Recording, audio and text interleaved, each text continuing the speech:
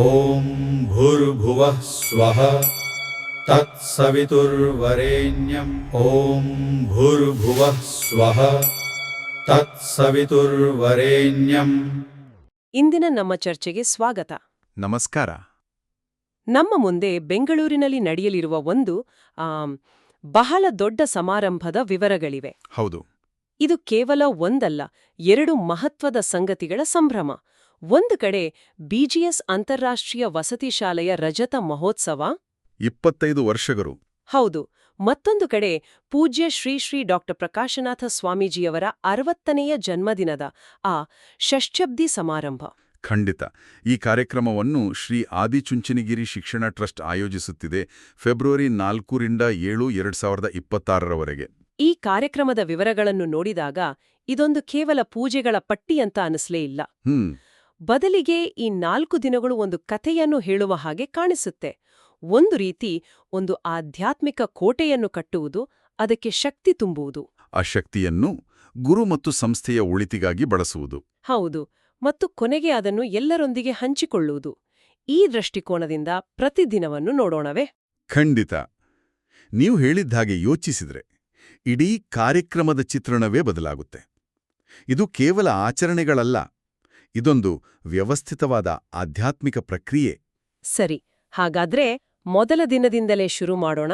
February 4 ಬುಧವಾರ ಬೆಳಗ್ಗೆ 9 ಗಂಟೆಯಿಂದ ಕಾರ್ಯಕ್ರಮಗಳು ಶುರು. ದೇವತಾ ಪ್ರಾರ್ಥನೆ, ಸ್ವಸ್ತಿ ಪುಣ್ಯಾಹ ವಚನ, ಹೀಗೆ ದೊಡ್ಡ ಪಟ್ಟಿಯೇ ಇದೆ. ಈ ಎಲ್ಲಾ ಬೆಳಗಿನ ಆಚರಣೆಗಳ ಗುರಿ ಒಂದೇ. ಏನು? ಕಾರ್ಯಕ್ರಮಕ್ಕೆ ಒಂದು ಶುದ್ಧ ಮತ್ತು ಮಂಗಳಕರವಾದ ಅಡಿಪಾಯ ಹಾಕುವುದು. ಇದರಲ್ಲಿ ಸ್ಥಳಶುದ್ಧಿ, ದೈವಾನುಗ್ರಹ ಮತ್ತು ಪೂರ್ವಜರ ಆಶೀರ್ವಾದ ಎಲ್ಲವೂ ಸೇರಿದೆ. ಆ ಪಟ್ಟಿಯಲ್ಲಿ 21 ಕಾಯಿ ಗಣಪತಿ ಹೋಮ ಅಂತಾನೂ ಇದೆ. ಗಣಪತಿ ಹೋಮ ಅಂದ್ರೆ ವಿಘ್ನ ನಿವಾರಣೆಗೆ ಅಲ್ವಾ? ನಿಖರವಾಗಿ. ಮುಂದಿನ 4 ದಿನಗಳ ಕಾರ್ಯಕ್ರಮಗಳು ಯಾವುದೇ ಅಡೆತಡೆಗಳಿಲ್ಲದೆ ಸುಸೂತ್ರವಾಗಿ ನಡೆಯಲಿ ಅಂತ ಮಾಡುವ ಪ್ರಾರ್ಥನೆ ಅದು. ಅದರ ಜೊತೆಗೆ ಪೂರ್ಣ ಗ್ರಹ ಶಾಂತಿ ಪೂಜೆ 9 ಯಾಗಕುಂಡಗಳಲ್ಲಿ. ಹೌದು. ಅಂದ್ರೆ ನಮ್ಮ ಸುತ್ತಿರುವ ಕಾಸ್ಮಿಕ್ ಶಕ್ತಿಗಳು, ಅಂದ್ರೆ ಗ್ರಹಗಳ ಪ್ರಭಾವ ಅನುಕೂಲಕರವಾಗಿರಲಿ ಅಂತ ಬೇಡಿಕೊಳ್ಳುವುದು. ಒಟ್ಟಿನಲ್ಲಿ ಬೆಳಗಿನ ಹೊತ್ತಿಗೆ ಕಾರ್ಯಕ್ರಮಕ್ಕೆ ಒಂದು ಸಂಪೂರ್ಣ ಶುದ್ಧವಾದ, ಅಡೆತಡೆಗಳಿಲ್ಲದ ವೇದಿಕೆ ಸಿದ್ಧವಾಗುತ್ತೆ. ಇದು ಅಡಿಪಾಯ ಹಾಕಿದ ಹಾಗಾಯ್ತು. ಆದ್ರೆ ಸಂಜೆಯ ಕಾರ್ಯಕ್ರಮಗಳು ಇನ್ನೂ ಕುತೂಹಲಕಾರಿಯಾಗಿವೆ. ಸುದರ್ಶನ ಮಂತ್ರ ಹೋಮ ಮತ್ತು ರಕ್ಷೋಘ್ನ ಸೂಕ್ತ ಮಂತ್ರ ಹೋಮ. ಇವೆರಡೂ ರಕ್ಷಣೆಗಾಗಿಯಾಯಿತು.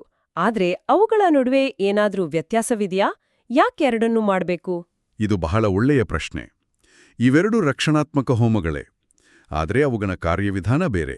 ಹೇಗೆ? ಸುದರ್ಶನ ಹೋಮ ವಿಷ್ಣುವಿನ ಸುದರ್ಶನ ಚಕ್ರದ ಶಕ್ತಿಯನ್ನು ಆವಾಹಿಸಿ ಒಂದು ರಕ್ಷಣಾ ಕವಚವನ್ನು ಸೃಷ್ಟಿಸುತ್ತೆ. ಇದು ಹೊರಗಿನಿಂದ ಬರುವ ದುಷ್ಟಶಕ್ತಿಗಳನ್ನು ತಡೆಯುತ್ತೆ. ಒಂದು ರೀತಿ ಕೋಟೆಯ ಸುತ್ತ ಒಂದು ಗೋಡೆ ಕಟ್ಟಿದ ಹಾಗೆ. ಹೌದು. ಅದೇ ರಕ್ಷೋಘ್ನ ಹೋಮ. ರಕ್ಷೋಘ್ನ ಅಂದ್ರೆ ರಾಕ್ಷಸರನ್ನು ನಾಶ ಮಾಡುವುದು. ಸರಿ. ಈ ಹೋಮವು ಈಗಾಗಲೇ ಆ ಸ್ಥಳದಲ್ಲಿರುವ ಯಾವುದೇ ನಕಾರಾತ್ಮಕ ಶಕ್ತಿಗಳನ್ನು ನಾಶಪಡಿಸುತ್ತೆ. ಅಂದ್ರೆ ಸುದರ್ಶನ ಹೋಮ ಹೊರಗಿನಿಂದ ಬರುವುದನ್ನು ತಡೆದರೆ, ರಕ್ಷೋಘ್ನ ಹೋಮ ಒಳಗಿರುವುದನ್ನು ಶುದ್ಧೀಕರಿಸುತ್ತೆ. ಅದ್ಭುತ. ಅಂದ್ರೆ ಮೊದಲ ದಿನದ ಅಂತ್ಯಕ್ಕೆ ಒಂದು ಪವಿತ್ರ, ಸುರಕ್ಷಿತ ಆಧ್ಯಾತ್ಮಿಕ ಕೋಟೆ ಸಿದ್ಧವಾಗಿರುತ್ತದೆ. ಖಂಡಿತ. ಆ ಶಕ್ತಿಯನ್ನು ಕಾಪಾಡಿಕೊಳ್ಳಲು ಸಪ್ತಶತಿ ಪಾರಾಯಣ ಮತ್ತು ನವಾಕ್ಷರಿ ಮಂತ್ರಜಪ ದಿನವಿಡೀ ನಡೆಯುತ್ತಿರುತ್ತೆ. ಹೌದು. ಈಗ ಈ ಸುರಕ್ಷಿತ ವಾತಾವರಣದಲ್ಲಿ ಮುಂದಿನ ಹೆಜ್ಜೆ ಏನು? ಅದೇ 2ನೇ ದಿನದ ವಿಶೇಷ. ಹೌದು. 2ನೇ ದಿನ ಗುರುವಾರ. ವೇಳಾಪಟ್ಟಿ ನೋಡಿದ್ರೆ ಆಶ್ಚರ್ಯವಾಗುತ್ತೆ. ಇಷ್ಟೆಲ್ಲಾ ವಿವರಗಳ ಮಧ್ಯೆ ಈ ದಿನಕ್ಕೆ ಒಂದೇ ಒಂದು ಸಾಲಿದೆ: ನವಾಕ್ಷರಿ ಮಂತ್ರಜಪ. ಬೇರೆ ಏನೂ ಇಲ್ಲ. ಹೌದು.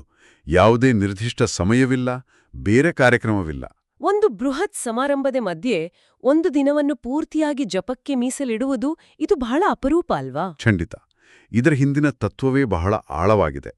ಮೊದಲ ದಿನ ಗಮನವು ಬಾಹ್ಯ ಆಚರಣೆಗಳ ಮೇಲಿತ್ತು. ಹೋಮ, ಪೂಜೆ, ಶುದ್ಧೀಕರಣ. ಹೌದು. ಆದರೆ 2ನೇ ದಿನ ಗಮನವು ಸಂಪೂರ್ಣವಾಗಿ ಆಂತರಿಕ ಸಾಧನೆ ಕಡೆಗೆ ತಿರುಗಿದೆ. ಇದನ್ನೊಂದು ರೀತಿ ಒಂದು ಶಕ್ತಿಶಾಲಿ ಬ್ಯಾಟರಿಯನ್ನು ಚಾರ್ಜ್ ಮಾಡುವ ಪ್ರಕ್ರಿಯೆ ಅಂತ ಹೇಳ್ಬೋದು. ವಾವ್, ಈ ಹೋಲಿಕೆ ಚೆನ್ನಾಗಿದೆ. ಅಂದ್ರೆ ನವಾಕ್ಷರಿ ಮಂತ್ರ ಆ ಚಾರ್ಜಿಂಗ್ ಪ್ರಕ್ರಿಯೆಯ ಮೂಲವೇ? ಹೌದು. ನವಾಕ್ಷರಿ ಮಂತ್ರ ದೇವಿಯ ಅತ್ಯಂತ ಶಕ್ತಿಯುತ ಮಂತ್ರಗಳಲ್ಲಿ ಒಂದು. ಒಂದು ಇಡೀ ದಿನವನ್ನು ಅದರ ಜಪಕ್ಕೆ ಮೀಸಲಿಡುವುದು ಅಂದರೆ ಮುಂದಿನ ದೊಡ್ಡ ಯಾಗಗಳಿಗೆ ಬೇಕಾದ ಅಗಾಧವಾದ ಆಧ್ಯಾತ್ಮಿಕ ಶಕ್ತಿಯನ್ನು ಸಂಗ್ರಹಿಸುವುದು. ಆ ಪರಿಸರದಲ್ಲಿ ದೈವಿಕ ಕಂಪನೆಗಳನ್ನು ಸಾವಿರಾರು ಪಟ್ಟು ಹೆಚ್ಚಿಸುವುದು. ಇದೊಂದು ರೀತಿ ದೊಡ್ಡ ಯುದ್ಧಕ್ಕೆ ಸಿದ್ಧರಾಗುವ ಹಾಗೆ. ಸರಿ ಸರಿ. ಹಾಗಾದ್ರೆ ಆಧ್ಯಾತ್ಮಿಕ ಕೋಟೆ ನಿರ್ಮಾಣವಾಯಿತು, ಅದನ್ನು ಶಕ್ತಿಯಿಂದ ಚಾರ್ಜ್ ಕೂಡ ಮಾಡಲಾಯಿತು. ಈಗ ಈ ಶಕ್ತಿಯನ್ನು ಯಾವುದಕ್ಕೆ ಬಳಸಲಾಗುತ್ತೆ? ಬಹುಶಃ 3ನೇ ದಿನ ಇದಕ್ಕೆ ಉತ್ತರ ಸಿಗಬಹುದು. ಖಂಡಿತ. 3ನೇ ದಿನ ಶುಕ್ರವಾರ. ಇಲ್ಲಿಯವರೆಗೂ ಸೃಷ್ಟಿಯಾದ ಶಕ್ತಿಯನ್ನು ಇಬ್ಬರು ಫಲಾನುಭವಿಗಳ ಕಡೆಗೆ ಹರಿಸಲಾಗುತ್ತೆ. ಯಾರು? ಒಬ್ಬರು ವೈಯಕ್ತಿಕ ಪೂಜ್ಯ ಸ್ವಾಮೀಜಿ, ಇನ್ನೊಂದು ಸಾಂಸ್ಥಿಕ ಬಿಜಿಎಸ್ ಶಾಲೆ.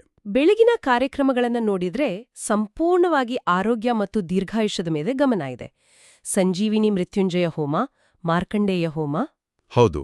ಷಷ್ಠ್ಯಬ್ದಿ ಸಮಾರಂಭದ ಅಂದ್ರೆ 60ನೇ ಜನ್ಮದಿನದ ಸಂದರ್ಭದಲ್ಲಿ ದೀರ್ಘಾಯುಷ್ಯ ಮತ್ತು ಉತ್ತಮ ಆರೋಗ್ಯಕ್ಕಾಗಿ ಪ್ರಾರ್ಥಿಸುವುದು ನಮ್ಮ ಸಂಪ್ರದಾಯದ ಒಂದು ಪ್ರಮುಖ ಭಾಗ. ಧನ್ವಂತರಿ ಮಂತ್ರ ಹೋಮ ಕೂಡ ಇದೆ. ಧನ್ವಂತರಿ ವೈದ್ಯಶಾಸ್ತ್ರದ ದೇವರು ಅಲ್ವಾ? ಸರಿ. ಈ ಹೋಮವು ಉತ್ತಮ ಆರೋಗ್ಯ ಮತ್ತು ರೋಗ ನಿವಾರಣೆಗಾಗಿ. ನೋಡಿ, ನಮ್ಮ ಸಂಪ್ರದಾಯ ಆರೋಗ್ಯದ ಬಗ್ಗೆ ಎಷ್ಟು ಸಮಗ್ರವಾಗಿ ಯೋಚಿಸಿದೆ. ಹೌದು. ಅಕಾಲ ಮೃತ್ಯುವಿನಿಂದ ರಕ್ಷಣೆ, ದೀರ್ಘಾಯುಷ್ಯ ಮತ್ತು ರೋಗ ನಿವಾರಣೆ ಇವೆಲ್ಲವೂ ಪೂಜ್ಯ ಸ್ವಾಮೀಜಿಗಳಿಗಾಗಿ. ಇದು ಬೆಳಗಿನ ಕಥೆ. ಆದರೆ ಸಂಜೆ ಚಿತ್ರಣವೇ ಬದಲಾಗುತ್ತೆ. ಶಾಲೆಯ ರಜತ ಮಹೋತ್ಸವದ ಆಚರಣೆ. ಹೌದು. ನಾದಾಲಯ ಸಂಗಮ ಎಂಬ ಸಾಂಸ್ಕೃತಿಕ ಕಾರ್ಯಕ್ರಮ. ಒಂದೇ ದಿನದಲ್ಲಿ ಆಧ್ಯಾತ್ಮಿಕ ಆಚರಣೆ ಮತ್ತು ಶೈಕ್ಷಣಿಕ ಸಂಭ್ರಮ. ಈ ಸಂಯೋಜನೆ ನನಗೆ ಬಹಳ ಆಸಕ್ತಿಕರವಾಗಿ ಕಂಡಿತು. ಇದೇ ಈ ದಿನದ ಸೌಂದರ್ಯ. ಬೆಳಗ್ಗೆ ಸಂಗ್ರಹಿಸಿದ ದೈವಿಕ ಶಕ್ತಿಯನ್ನು ಗುರುವಿನ ಯೋಗಕ್ಷೇಮಕ್ಕಾಗಿ ಬಳಸಿದರೆ, ಸಂಜೆ ಅದೇ ಶಕ್ತಿಯನ್ನು ಅವರು ಕಟ್ಟಿ ಬೆಳೆಸಿದ ಸಂಸ್ಥೆಯ ಸಾಧನೆಯನ್ನು ಸಂಭ್ರಮಿಸಲು ಬಳಸಲಾಗುತ್ತಿದೆ. ಓ ಹಾಗಾ? ಇದು ಪೂಜ್ಯರ ನಾಯಕತ್ವದಲ್ಲಿ ಸಂಸ್ಥೆಯು 25 ವರ್ಷಗಳಲ್ಲಿ ಬೆಳೆದು ಬಂದ ಹಾದಿಯನ್ನು ಗೌರವಿಸುವ ಕ್ಷಣ. ಆಧ್ಯಾತ್ಮ ಮತ್ತು ಶಿಕ್ಷಣ ಇಲ್ಲಿ ಒಟ್ಟಿಗೆ ಸಾಗುತ್ತಿವೆ. ಅದ್ಭುತ. ಈಗ ನಾವು ಕಾರ್ಯಕ್ರಮದ ಅಂತಿಮ ಮತ್ತು ಬಹುಶಃ ಅತ್ಯಂತ ವೈಭವದ ದಿನಕ್ಕೆ ಬಂದಿದ್ದೇವೆ. ಫೆಬ್ರವರಿ 7 ಶನಿವಾರ. ಇದೇ ಷಷ್ಠ್ಯಬ್ದಿ ಸಮಾರಂಭದ ಮುಖ್ಯ ದಿನ. ಹೌದು. ದಿನದ ಆರಂಭವೇ ಬಹಳ ವಿಶಿಷ್ಟವಾಗಿದೆ. ಗೋಮಾತೆ, ವೃಷಭ, ಗಜ ಮತ್ತು ಅಶ್ವಪೂಜೆ. ಪ್ರಾಣಿಗಳಿಗೆ ಪೂಜೆ ಸಲ್ಲಿಸುವುದು ತುಂಬಾ ವಿಶೇಷ ಅಂತ ಅನ್ಸಿತು. ಇದು ಸಮಾರಂಭದ ಪರಾಕಾಷ್ಠೆಯ ಆರಂಭ. ದಿನದ ಆರಂಭದಲ್ಲಿ ಪ್ರಕೃತಿಯನ್ನು ಮತ್ತು ದೈವತ್ವದ ವಿವಿಧ ರೂಪಗಳನ್ನು ಪೂಜಿಸುವುದರ ಮೂಲಕ ಗೌರವ ಸಲ್ಲಿಸಲಾಗುತ್ತಿದೆ. ಗೋಮಾತೆ ಸಮೃದ್ಧಿಯ ಸಂಕೇತ, ಗಜ ಸಂಪತ್ತಿನ ಸಂಕೇತ, ಅಶ್ವ ಶಕ್ತಿಯ ಸಂಕೇತ. ಸರಿ. ಇದರ ನಂತರ ಯಾಗಗಳ ಮಹಾಪೂರವೇ ಇದೆ. ಶತಚಂಡಿಕಾ ಯಾಗ, ಮಹಾವಿಷ್ಣು ಯಾಗ, ಮಹಾರುದ್ರಯಾಗ. ಈ ಯಾಗಗಳ ಮಹತ್ವವೇನು? ಇದು ಬ್ರಹ್ಮಾಂಡದ ಮೂಲ ಶಕ್ತಿಗಳನ್ನು ಆವಾಹಿಸುವ ಪ್ರಯತ್ನ. ಮೂಲ ಶಕ್ತಿಗಳು? ಹೌದು. ಮಹಾವಿಷ್ಣು ಯಾಗ ಸ್ಥಿತಿ ಅಥವಾ ಪಾಲನೆಯ ಶಕ್ತಿಯನ್ನು, ಮಹಾರುದ್ರಯಾಗ ಲಯ ಅಥವಾ ಸಂಹಾರದ ಶಕ್ತಿಯನ್ನು ಪ್ರತಿನಿಧಿಸುತ್ತೆ. ಹಾಗಾದ್ರೆ ಶತಚಂಡಿಕಾ ಯಾಗ? ಅದು ಅತ್ಯಂತ ಶಕ್ತಿಶಾಲಿಯಾದ ಯಾಗ. 100 ಬಾರಿ ಚಂಡಿ ಹೋಮದ ಫಲವನ್ನು ನೀಡುವ ಈ ಯಾಗವು ಆದಿಶಕ್ತಿಯನ್ನು ಆರಾಧಿಸಿ ಸಕಲ ಕಷ್ಟಗಳನ್ನು ನಿವಾರಿಸಿ ವಿಜಯವನ್ನು ನೀಡುತ್ತದೆ ಎಂದು ನಂಬಲಾಗಿದೆ. ಅಂದ್ರೆ ಬ್ರಹ್ಮಾಂಡದ ಪಾಲನೆ, ಸಂಹಾರ ಮತ್ತು ಆದಿಶಕ್ತಿಯನ್ನು ಒಂದೇ ಸ್ಥಳದಲ್ಲಿ ಒಂದೇ ಸಮಯದಲ್ಲಿ ಆವಾಹನಿಸಲಾಗ್ತಿದೆಯಾ? ನಿಖರವಾಗಿ. ಒಟ್ಟಾರೆಯಾಗಿ ಲಭ್ಯವಿರುವ ಎಲ್ಲಾ ವೈದಿಕ ವಿಧಾನಗಳ ಮೂಲಕ ದೈವಿಕ ಶಕ್ತಿಯನ್ನು ಆ ಸ್ಥಳದಲ್ಲಿ ಕೇಂದ್ರೀಕರಿಸಿ ಅದರ ಪರಾಕಾಷ್ಠೆಗೆ ಕೊಂಡೊಯ್ಯುವ ಪ್ರಯತ್ನವಿದು. ಈ ಎಲ್ಲ ಬೃಹತ್ ಯಾಗಗಳು ಮಧ್ಯಾಹ್ನ ಪೂರ್ಣಾಹುತಿಯೊಂದಿಗೆ ಮುಗಿದ ನಂತರ ಗಮನವು ಮತ್ತೆ ವೈಯಕ್ತಿಕ ಆಚರಣೆಗಳ ಕಡೆಗೆ ಬರುತ್ತೆ. ಹೌದು. ಶ್ರೀನಿವಾಸ ಕಲ್ಯಾಣೋತ್ಸವ, ಸ್ವಾಮೀಜಿಗಳಿಗೆ ಕಳಶ ಸ್ನಾನ ಮತ್ತು ಗುರುವಂದನೆ. ಇಲ್ಲಿ ಏನ್ ನಡೀತಾ ಇದೆ? ಇಲ್ಲಿಯೇ ಆ ಇಡೀ ಪ್ರಕ್ರಿಯೆಯ ಸಾರ್ಥಕತೆ ಇರುವುದು.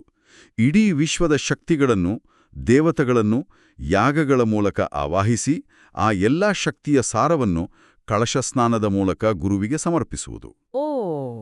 ನಂತರ ಗುರುವಂದನೆಯ ಮೂಲಕ ಅವರನ್ನು ಗೌರವಿಸುವುದು. ಇದು ಬ್ರಹ್ಮಾಂಡದ ಶಕ್ತಿಯನ್ನು ಗುರುವಿನಲ್ಲಿ ಕಾಣುವ ಒಂದು ಅದ್ಭುತ ಪ್ರಕ್ರಿಯೆ. ಮತ್ತು ಕೊನೆಯಲ್ಲಿ ಸನ್ಮಾನ, ಕೇಕ್ ಕತ್ತರಿಸುವುದು ಮತ್ತು ಅನ್ನಪ್ರಸಾದ. ಹೌದು. ಅನ್ನಪ್ರಸಾದ ಅಥವಾ ಸಮುದಾಯ ಭೋಜನ ಇದು ಅತ್ಯಂತ ಪ್ರಮುಖ ಭಾಗ. ಇಷ್ಟು ದಿನಗಳ ಕಾಲ ಸಂಗ್ರಹಿಸಿದ ದೈವಿಕ ಅನುಗ್ರಹವನ್ನು ಸಮುದಾಯದ ಪ್ರತಿಯೊಬ್ಬರೊಂದಿಗೆ ಹಂಚಿಕೊಳ್ಳುವುದು. ಹಾಗಾದರೆ ಈ 4 ದಿನಗಳ ಕಾರ್ಯಕ್ರಮದ ಒಟ್ಟಾರೆ ಚಿತ್ರಣ ಈಗ ಸ್ಪಷ್ಟವಾಗಿದೆ. ಇದೊಂದು ಕೇವಲ ಹುಟ್ಟುಹಬ್ಬ ಅಥವಾ ವಾರ್ಷಿಕೋತ್ಸವ ಅಲ್ಲ. ಖಂಡಿತ ಅಲ್ಲ. ಇದು ವೈಯಕ್ತಿಕ ಯೋಗಕ್ಷೇಮ, ಸಾಂಸ್ಥಿಕ ಯಶಸ್ಸು, ಪ್ರಕೃತಿಯ ಪೂಜೆ ಮತ್ತು ಪರಮಾತ್ಮನ ಆರಾಧನೆಯನ್ನು ಒಟ್ಟಿಗೆ ಸೇರಿಸಿದ ಒಂದು ಸಮಗ್ರವಾದ ಸಮಾರಂಭ. ನೀವು ಹೇಳಿದ್ದು ನಿಜ. ನಾವು ಆರಂಭದಲ್ಲಿ ಮಾತನಾಡಿದಂತೆ ಇದೊಂದು ಕಥೆಯ ಹಾಗೆ ಸಾಗಿದೆ. ಮೊದಲನೇ ದಿನ ರಕ್ಷಣೆ ಮತ್ತು ಶುದ್ಧೀಕರಣ, ಎರಡನೇ ದಿನ ಶಕ್ತಿ ಸಂಚಯ, ಮೂರನೇ ದಿನ ಆ ಶಕ್ತಿಯನ್ನು ಗುರು ಮತ್ತು ಸಂಸ್ಥೆಯ ಒಳಿತಿಗಾಗಿ ಹರಿಸುವುದು. ಮತ್ತು ನಾಲ್ಕನೇ ದಿನ ಬ್ರಹ್ಮಾಂಡದ ಶಕ್ತಿಗಳನ್ನು ಆವಾಹಿಸಿ ಅದನ್ನು ಗುರುವಿಗೆ ಸಮರ್ಪಿಸಿ ಕೊನೆಗೆ ಇಡೀ ಸಮುದಾಯದೊಂದಿಗೆ ಹಂಚಿಕೊಳ್ಳುವುದು. ಈ ಇಡೀ ವಿಶ್ಲೇಷಣೆ ಕೇಳಿದ್ಮೇಲೆ ನನ್ನ ಮನಸ್ಸಿನಲ್ಲಿ ಒಂದು ಪ್ರಶ್ನೆ ಮೂಡ್ತಿದೆ. ಇಂದಿನ ಆಧುನಿಕ ವೈಜ್ಞಾನಿಕ ಯುಗದಲ್ಲಿ ಒಂದು ಶಿಕ್ಷಣ ಸಂಸ್ಥೆ ಇಷ್ಟೊಂದು ವಿಸ್ತಾರವಾದ ಸಾಂಪ್ರದಾಯಿಕ ಆಚರಣೆಗಳನ್ನು ನಡೆಸುವುದರ ಹಿಂದಿನ ಆಳವಾದ ಮಹತ್ವವೇನಿರಬಹುದು? ಇದೇ ನಾವು ಚಿಂತಿಸಬೇಕಾದ ಮುಖ್ಯವಾದ ವಿಷಯ. ಇದು ಕೇವಲ ನಂಬಿಕೆಯ ಪ್ರಶ್ನೆಯಲ್ಲ. ಇಂತಹ ಆಚರಣೆಗಳು ಒಂದು ಸಮುದಾಯವನ್ನು ಒಟ್ಟಿಗೆ ತರ್ತವೆ, ಅವರ ಮೌಲ್ಯಗಳನ್ನು, ನಂಬಿಕೆಗಳನ್ನು ಬಲಪಡಿಸ್ತವೆ ಅಂತ. ಖಂಡಿತ. ಅದು ನಮ್ಮ ಸಂಸ್ಕೃತಿ ಮತ್ತು ಪರಂಪರೆಯೊಂದಿಗೆ ಬೆಸೆದುಕೊಂಡಾಗ ಮಾತ್ರ ಪೂರ್ಣವಾಗುತ್ತದೆ ಎಂಬ ಸಂದೇಶವನ್ನು ಇದು ನೀಡುತ್ತೆ. ಹಾಗಾದ್ರೆ ನಮ್ಮ ಕೇಳುಗರಿಗೆ ಒಂದು ಚಿಂತನೆಯನ್ನು ಬಿಟ್ಟು ಹೋಗುವುದಾದರೆ? ಖಂಡಿತ. ಈ ಸಮಾರಂಭವನ್ನು ನೋಡಿದಾಗ ಆಧ್ಯಾತ್ಮಿಕತೆ ಮತ್ತು ಶಿಕ್ಷಣದ ನಡುವಿನ ಸಂಬಂಧದ ಬಗ್ಗೆ ಯೋಚಿಸಬಹುದು. ಇಂದಿನ ಜಗತ್ತಿನಲ್ಲಿ ನಾಯಕತ್ವಕ್ಕೆ ಆಧ್ಯಾತ್ಮಿಕ ಅಡಿಪಾಯದ ಅವಶ್ಯಕತೆ ಇದೆಯಾ? ಒಂದು ಸಂಸ್ಥೆಯ ಯಶಸ್ಸನ್ನು ಕೇವಲ ಆರ್ಥಿಕ ಮಾನದಂಡಗಳಿಂದ ಅಳೆಯಬೇಕೇ? ಅಥವಾ ಅದರ ಸಾಂಸ್ಕೃತಿಕ ಆರೋಗ್ಯವೂ ಅಷ್ಟೇ ಮುಖ್ಯವೇ? ಬಹುಶಃ ಈ ಪ್ರಶ್ನೆಗಳಿಗೆ ಉತ್ತರ ಹುಡುಕುವುದೇ ಇಂತಹ ಆಚರಣೆಗಳ ನಿಜವಾದ ಉದ್ದೇಶ.